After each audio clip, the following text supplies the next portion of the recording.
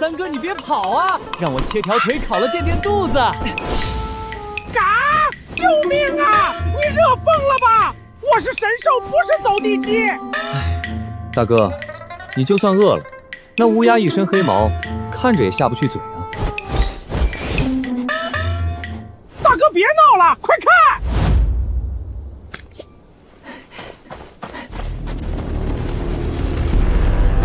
上一层的阵法就是靠鼠群守的，这一层换成这帮大家伙了。第一层只需要破阵，第二层加上了鼠群消耗灵力。你发现没有？每次拿到战役的门槛都在变难。那第三层呢？这帮大家伙看着个头挺大，走起路来晃晃悠悠的，也不怎么样嘛。你们在旁边略阵，我去试试深潜。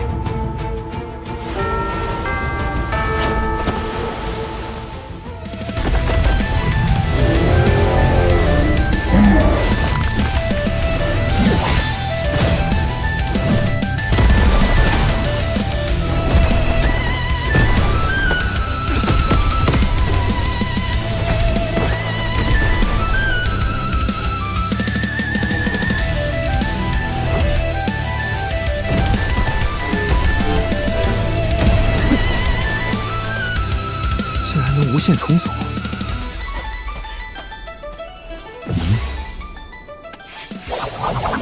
这次我来，我直接全力清场，就不信这些土疙瘩拦得住我。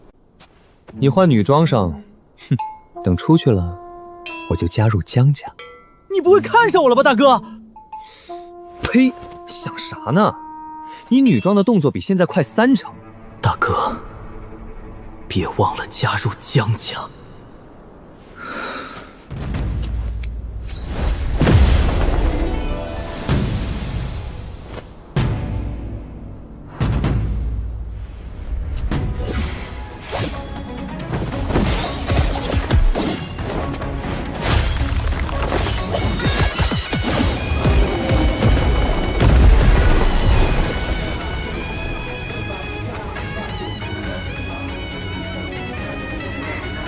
全解决了，快回来！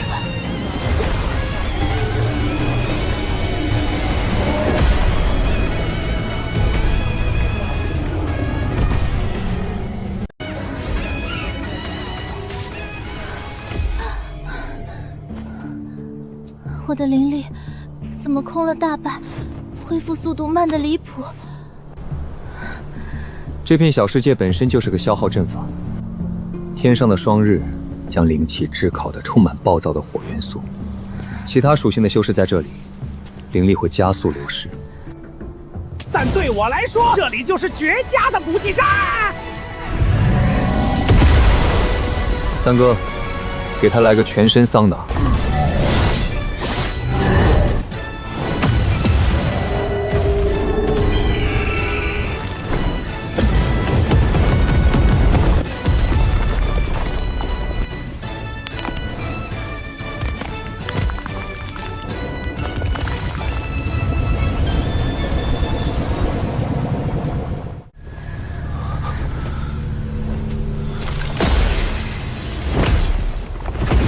干得不错，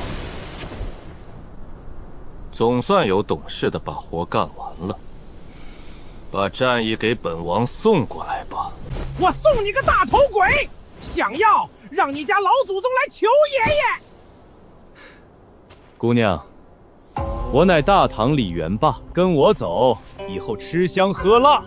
不好意思，我有心上人了。哼，就他，就这么一个小白脸，有什么好的？还是跟着本王吧。小子，战役交出来，离他远点，懂？王爷喜欢，好商量。您把王位送我，战役和美人我双手奉上，行不？小妞，让你看看他怎么死的，断了你的念想。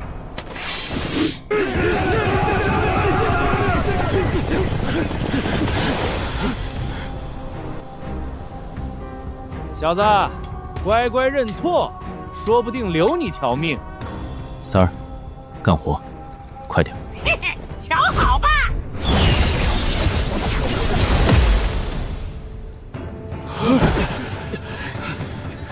受了这么重的伤，只要元婴还在，就不致命，足够让他们老实了。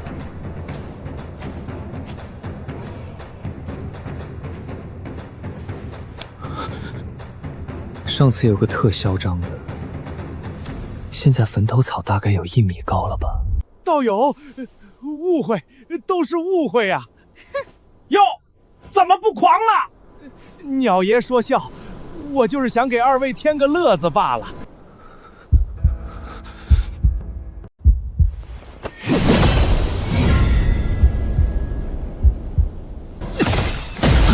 不好！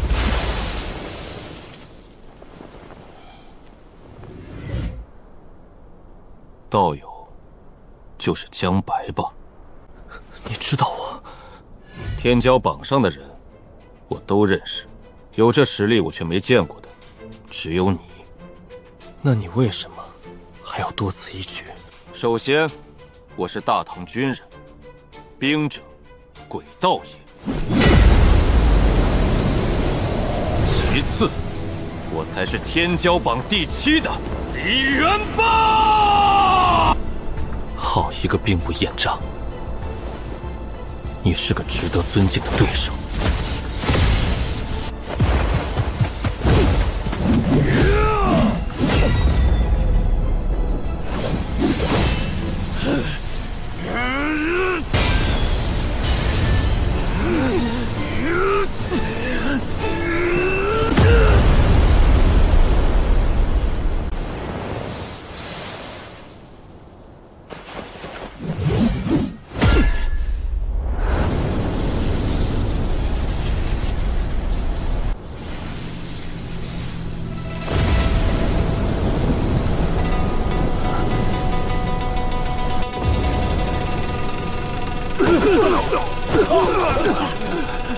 这真的是元婴初期能爆发出来的实力吗？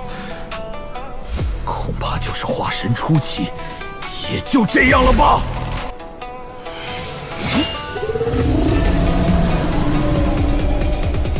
好浓重的煞气，这得经历多少沙场厮杀，才能凝聚得出来？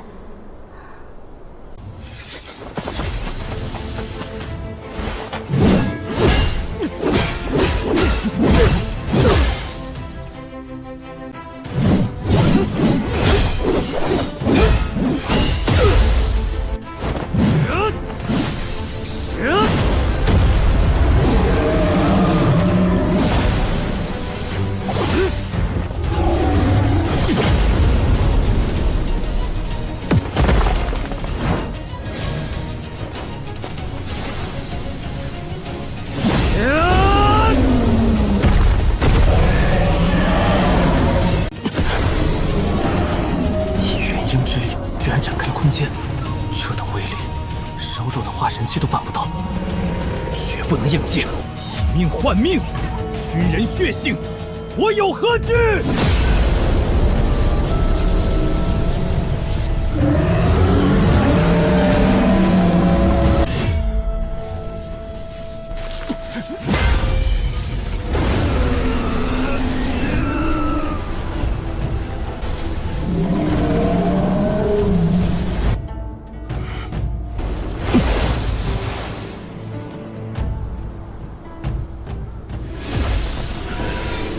强的煞气，眼前竟是无尽的古战场幻象，心智稍弱，恐怕直接疯魔。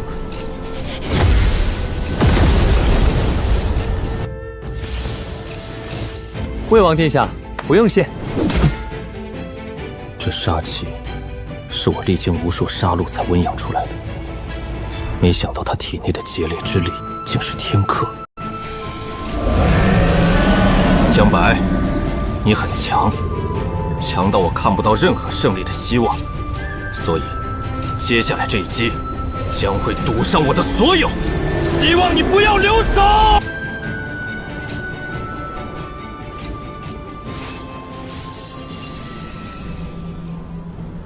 黄极玉龙破，顷刻间便达到了元婴圆满，这战力绝对媲美化神初期，这就是个极品老六。也可能是从军的缘故，总喜欢藏一手，以他现在的实力，绝对可以轻易拿下南宫娇娇。要不是遇上我，也不知道什么时候才暴露。江白，这是我第一次施展此功法，也可能是最后一次。希望你不要让我失望。很明显，这是种拼命的功法，哪怕他演戏偷袭，我也恨不起来。既然有要求，当然要满足。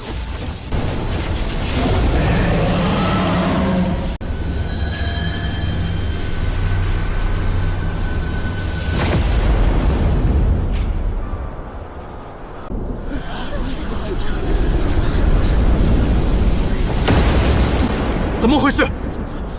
哪位前辈在此渡劫？还请前辈一步。狂战城经不起前辈摧残，晚辈在此谢过。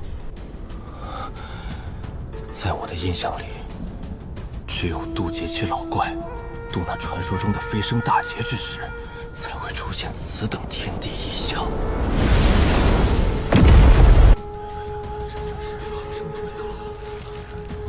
那可不是飞升之劫，而是世间最顶尖的天骄，或者有人修行的逆天功法才会引动的雷劫。我之所以认识，是因为在道门中曾见过此劫。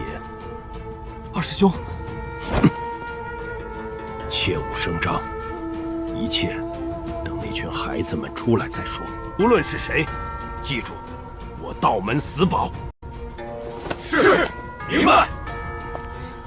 诸位道长，要是知道些什么的话，还请为我等解解惑。小女子在此不胜感激。韩凌雪道友，贫道不知道你是什么意思。出家人不答诳语，吴二道长身为道门弟子，也会说瞎话了？道友错了，贫道虽为道士，但并未出家，家中尚有一子一女，我和我那老伴儿感情也是甚好的。老道士，本小姐不想和你打鸡锋，我只问你一句，你是不是知道些什么？韩道友，首先纠正一下，以您现在的寿元，似乎不太适合自称小姐。其次，贫道知与不知，都无需相告于你。臭道士，你找死！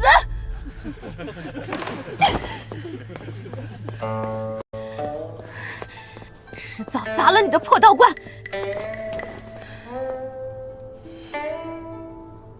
等那群小鬼出来了，给我盯紧道门，那些人里绝对有问题。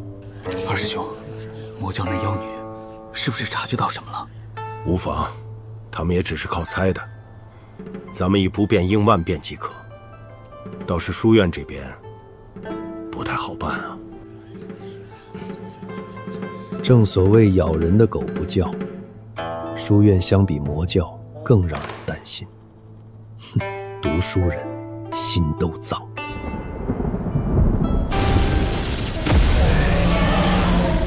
速度慢了少许，只能归结于身处战神殿内的缘故了。大哥，我是让你出全力，但你意思意思不行吗？那么较真干嘛？出来混，人情世故你是一点都不会啊！好，江白，我李元霸愿称你为雷修最强。来吧，阵字，雷电照来，雷域终极版，黄极玉龙破，龙战于野。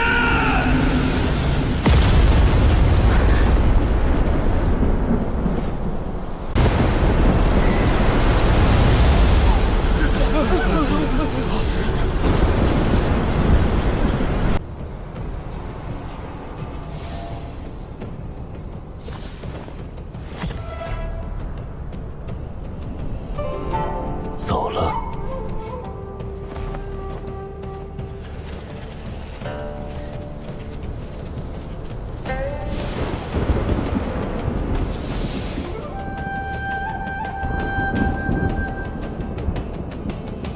小蕊，别看了，走了。能引起如此异象的，除了那个伪君子，就只剩那个一拳击毁我自信的男人。终有一天，我会亲手砍下他的头颅。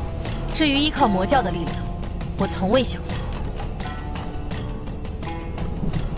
好。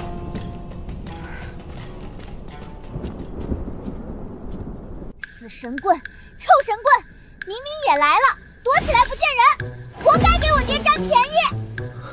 月儿，你怎么了？谁惹你了？跟我说，看我不揍死他。就在那儿呢，你去吧。月儿，你就别拿我寻开心了。那里面怎么会有人？能在那种情况下还活着的，起码得是化神吧？走了。月儿，走错了，那边危险。去的就是那儿。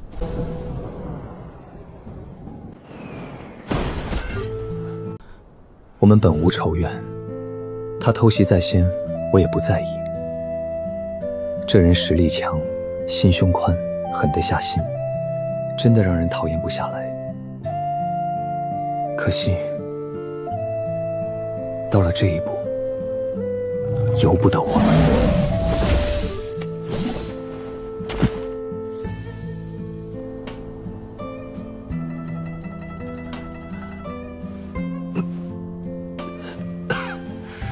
能够见识到你这样的人物，我也算死得其所了。他的神魂元婴已经被劫雷劈碎，即使肉身恢复，今后也不能再修行了。对于天骄来说，不能修行和废物无异，这比杀了他还难受。你其实可以喊一句求饶的。赢就是赢，输就是输。我战场杀敌这么多年了，死在我手中的冤魂何止千万。他们又何尝有机会求饶的？成王败寇，这2道战役是你的了。看在这2道战役的份上，我那几名下属就别为难他们了。只要他们不来找我的麻烦，我不会主动找他们的。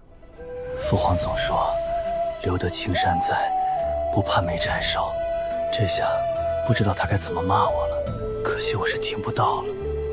江白，给我个痛快吧。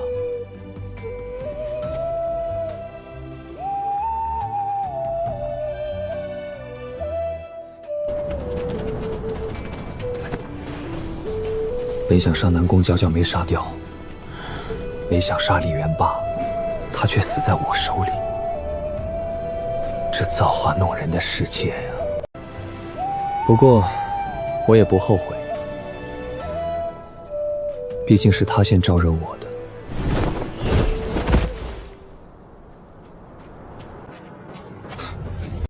那小子，这里发生了什么？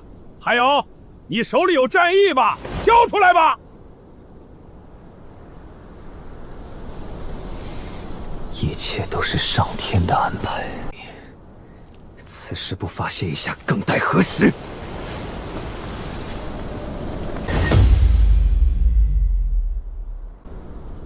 这小子和那女子，还有那只黑鸟，气息不过是元婴初期而已，这不是稳稳拿捏吗？如今李元霸死于我手，这憨憨倒成了真正的炼体第一人。说起来，他还得感谢我，但这莫名其妙占了便宜的人，现在却在打劫他实际上的大恩人，真有一种好肉喂狗的感觉。小子，问你话呢？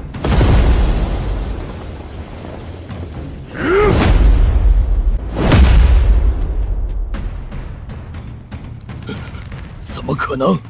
我这一派动用了80%实力，同是元婴中期的修士，也难以躲过。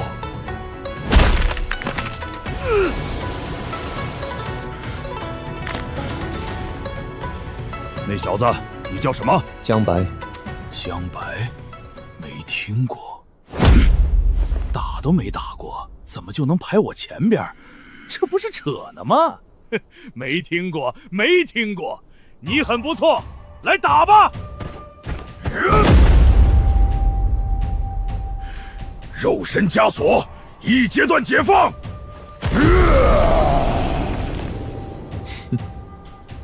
好大一坨！老子锤死你！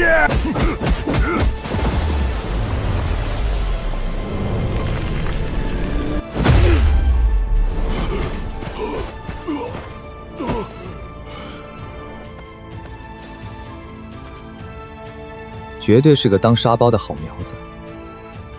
刚才那一肘用了9成力，看样子他也只是内脏稍受创伤。这样的抗击打能力确实不一般，但仅仅只是这样还不够，和李元霸相比，着实还差得远。只有这样了。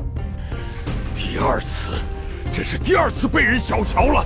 上一次要不是不想暴露底牌，还有刘蕊那女人在旁边虎视眈眈，我如何能认输？现在又遇到一个实力不输我的，再一决不可再二。别高兴得太早，我还没用力。肉身枷锁2阶段解放。细狗，小白脸，你别狂！哎呀呀呀呀！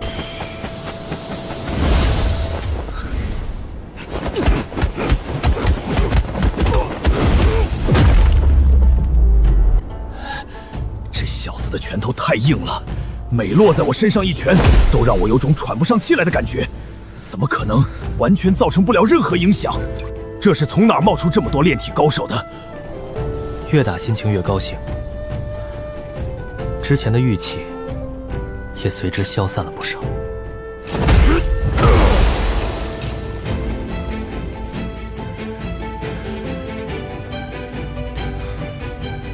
这熟悉的一幕又来了。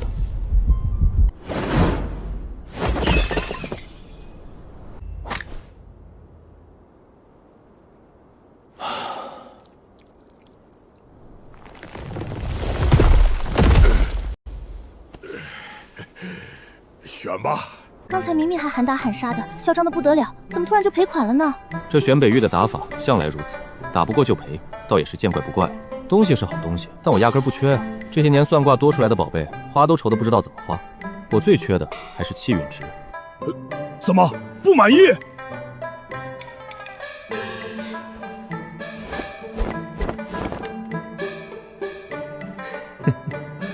来一卦。这什么套路？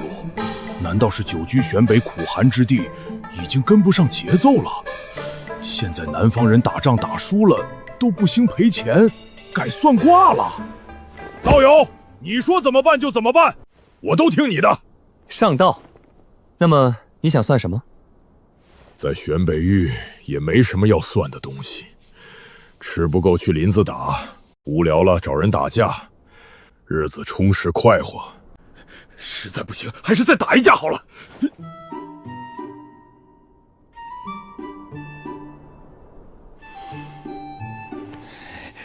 那个道友，我什么时候能有自己的玩？这还用算？你自己回去折腾不就行了？俺们那儿不像你们南方佬不一样。管他哪儿不一样了，不得不说，这对于一个男人来说确实是一件大事。虽然对于濮阳站来说，可能好像其实也没什么，但还是满足他吧。系统多少钱？算了，我直接跟他拿吧。亲，他血脉之子足足有128个哦。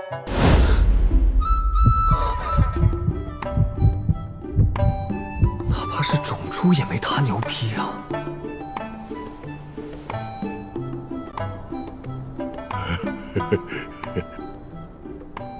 你会有128个血脉之子。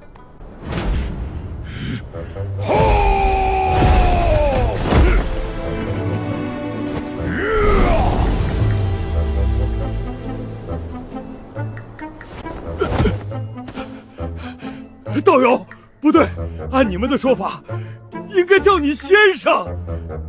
先生，我真的有这么多孩子？以后房贷压死你个憨货！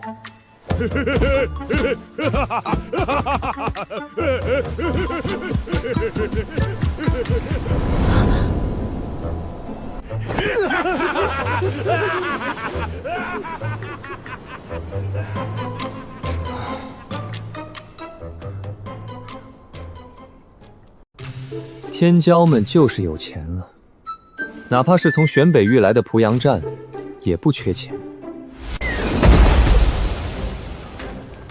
哟，挺热闹啊！这群人里，也只有这个玄北域来的濮阳战，才与我有一战之力。其余人不过元婴初期而已。只要赢了他，我天骄榜的排名就能再回到前10之列。濮阳战，可敢一战？哪受得了这个？我还就不信了。遇到的人都和江白还有那面具人一个级别。先生，能不能算算我俩的胜率？想不想知道他的弱点和招式？这也可以。给钱就行。怎么这么笨啊？是先出啊？对，你就用手格挡，然后……说什么呢？是男人就应战，别婆婆妈妈的。兄弟别急，稍等我一会儿哈，就一会儿，我脑子不好，记不住。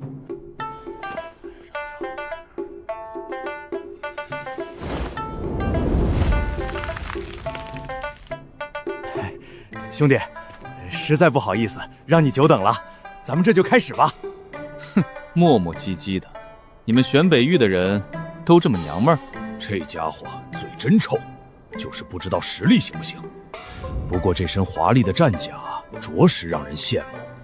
兄弟，咱们再商量一下，好不？还有什么事儿？你看是这样啊，就这样干打也没什么意思，咱们赌点彩头怎么样？可以。你想赌什么？嘿嘿，乡下人没见过世面，你这身衣服真好看，我赢了能送我不？你倒是有眼光，这战甲你这辈子都买不起，这可是我花大价钱定制的，里面完全照搬了风无间城主战甲内的辅助阵法，拿这个出来做赌注，绝对不行。兄弟，怕什么？你还怕打不过我这个乡下人？原来城里人都这么胆小啊，还不如我们乡下呢。乡巴佬，大言不惭，我是怕你没有对等的赌注。你能拿得出什么和我这战甲同价值的东西？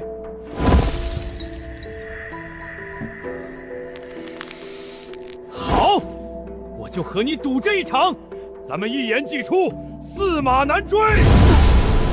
他的动作和江白所说的完全一样，今天战爷可是开挂了。这完全不按常理出牌啊！这完全不科学啊！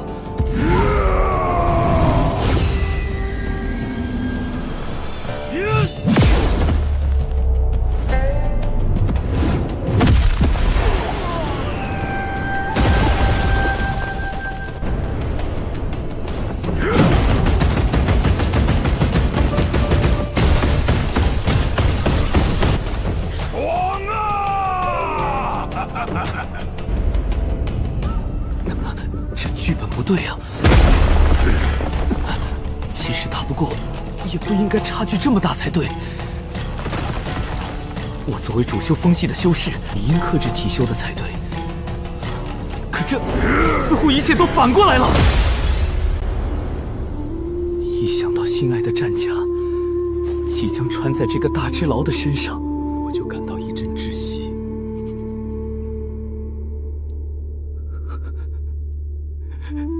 你一定要好好爱护他。